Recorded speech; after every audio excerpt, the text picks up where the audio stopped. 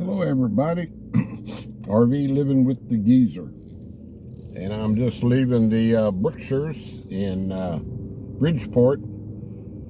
Figured I better come up and stock up on some things I might need over the weekend. The whole state of Texas is going to get some cold weather this weekend, and up here where I'm at, almost to, let's see, can I go straight in? Yeah, I can turn here, go straight.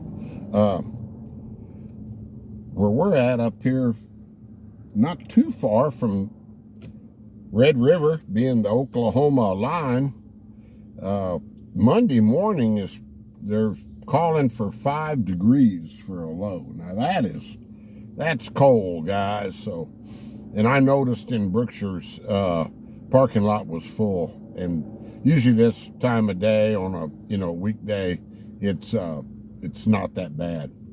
But I think they're spreading the word pretty good. They don't want anybody to be unprepared. So yeah, I came up and stocked up on a few things, and maybe make something in my crock pot. I saw those fire boys in Whataburger earlier. Anyway, yesterday I got quite a few comments on that video I did about having your channel, wanting my channel to be transparent, or transparency, and I got several comments regarding what those people thought the word transparent meant, and all of them were correct. But to me, I just want to be transparent and give you my definition of having my channel as a transparent channel. To me, it just means if there's something out there that needs to be said, being straightforward, of course, being truthful. Some people said it means being truthful. Well, that goes unsaid with me. I'm not going to lie to anybody about anything. I don't have anything to gain by doing that. But my channel, transparency, is just not keeping anything from anyone. That's would be about the best way to say it. I think I owe it to the viewers. People follow my daily routines. I mean, sometimes, and just like every other creator, you're sort of searching for content, especially if you try to put a video out daily. You're searching for content, and it's not all that easy. And so it might be, just riding around town or something and just jibber-jabbing. But I just, if something's out there like old Big Jim the other day, I went down there to visit him probably for the last time, and he looked straight at me and said, and Terry went up there with me, and he, we already knew, he announced that he's got terminal liver cancer, and I didn't want to hide anything from anybody as to why I went to comfort or Bernie, and turned around and came back the very next day. And I tell you what, that's tiring when you do that. It's about for me nowadays, the way I drive, and I did stop in Stephenville and had a great barbecue sandwich that I did a short on. But for me, the way I drive nowadays, it takes just about 6 hours. And so, it's a long day, and then you have things you want to do with them. And then the next morning, I got up, and my other buddy, Gene, was supposed to meet me for breakfast, and I hadn't heard from him. So I went out to his place, and he was laying flat in bed. I called him when I got right in his driveway, and he said, "Door's unlocked, come on in, I'm down, I'm in bed, I had a dizzy spell." So I checked on him, and he he got up while I was there, and his dizzy spell was gone. And he told me they hadn't eaten anything like much the day before. He's the one who's almost 88. And I said, well, your blood sugar probably got low, you know. So I said, you need to put a little toast or a little something in your stomach. And so he did. And then he had some electrical issues in his trailer that concerned me. A plug overheated and melted, so I made him call an RV tech.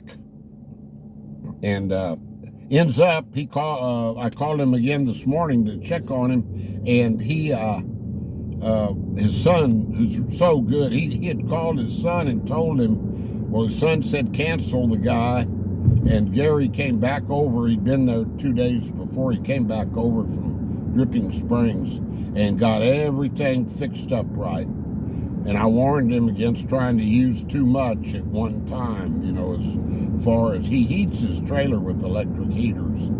And they use about 12 to 14 amps, depending how many watts they're using. And you can use up a 30 amp limit real quick, you know, and he'd be tripping his breakers then. So, but Gary got it all straightened out for him, and Gary's a wonderful man.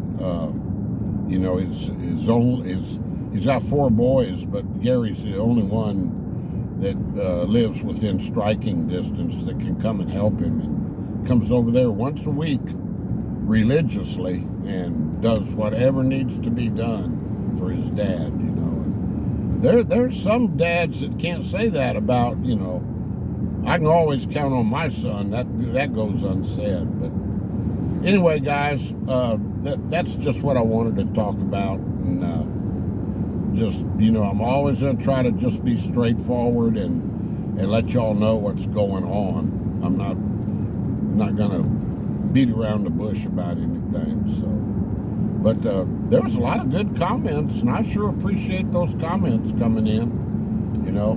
And I shared my son did an excellent video last night on his channel, Sobercuriouscoach, and I put his video on my community page again just a while ago. And go over and check him out, and give him that like button and subscribe if you haven't subscribed to him. He's trying hard, and he's got a system that is proven that it works as far as beating any type of addiction that you might have.